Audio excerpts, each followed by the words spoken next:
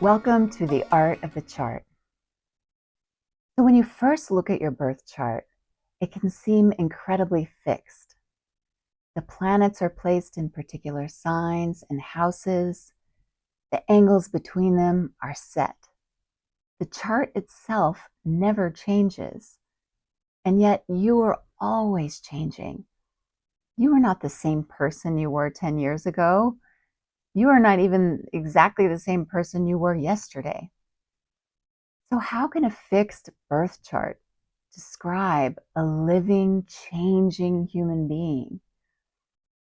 In evolutionary astrology, the birth chart is a living field of potential, containing patterns, tensions, and possibilities that continually interact with life. Your ancestry and family affect the field, and so does your body, relationships, culture, and the environment. There are a whole array of larger collective forces moving through the world around you. And then there are the countless choices that make up an ordinary life. You turn right instead of left. You accept one invitation and decline another. You choose your spouse, your friends, your work, and a place to call home. You decide what to say, what not to say, when to stay, and when to go. Some choices are carefully considered, while others feel random. Sometimes we don't fully understand why we feel drawn toward one person or place and away from another. We may also be affected by things we can't easily see, like the energy in a room, or something we pick up from another person before a word is spoken. All of these forces meet within the living field of a life, shaping what unfolds. That can sound overwhelming. If we are influenced by our past, our ancestry, the collective, our relationships, unconscious patterns, and countless daily choices, where is our freedom? I believe our freedom begins with awareness. We may not control every influence moving through the field, but we can develop a more conscious relationship with what is happening. That is where astrology can help. A birth chart does not dictate what will happen, but it can help us recognize the patterns we may encounter and the range of ways we might respond. It cannot remove the mountains, storms, or unexpected detours, but it can help us find our bearings within them. Swiss psychiatrist Carl Jung understood that the human psyche is much larger than the conscious personality. He believed that beneath our personal memories and experiences lies a collective unconscious, a deeper layer of the psyche containing archetypal patterns shared across humanity. We may encounter these patterns in myths, dreams, stories, relationships, religion, art, and in the great turning points of our lives.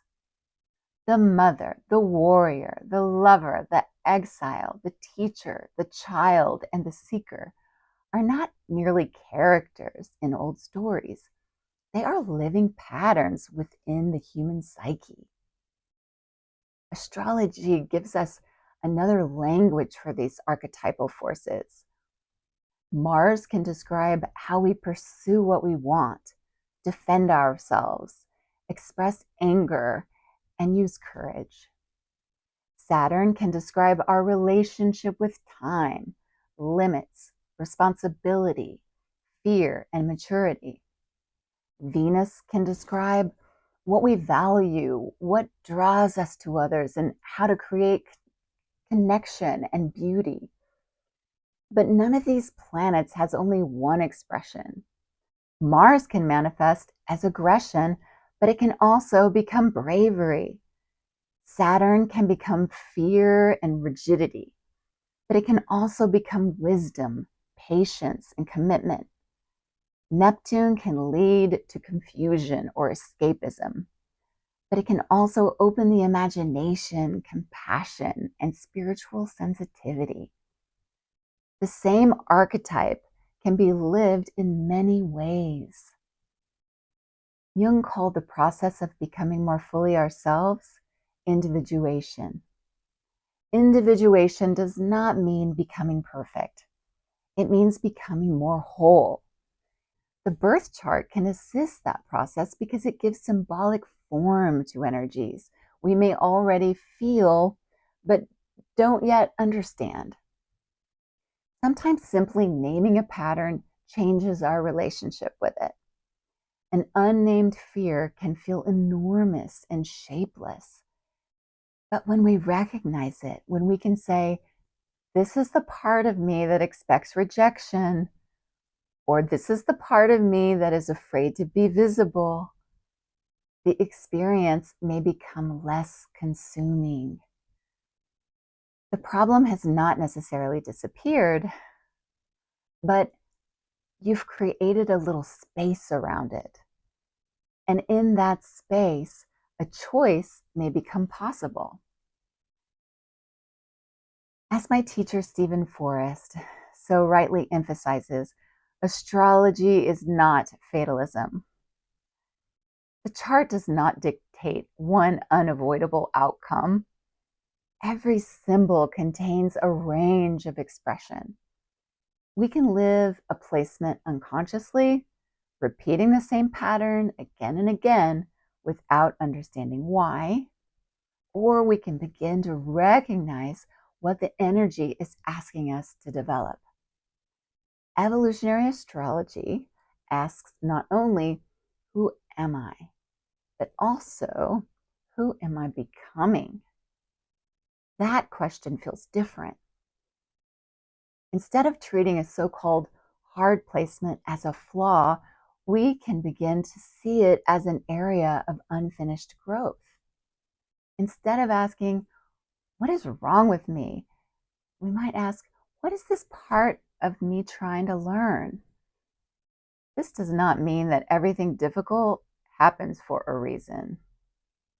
It does not mean that suffering is deserved or that we should turn every loss into a spiritual lesson. Sometimes life hurts.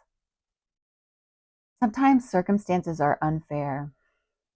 Sometimes we are simply doing the best we can in a moment that asks more of us than we feel prepared to give.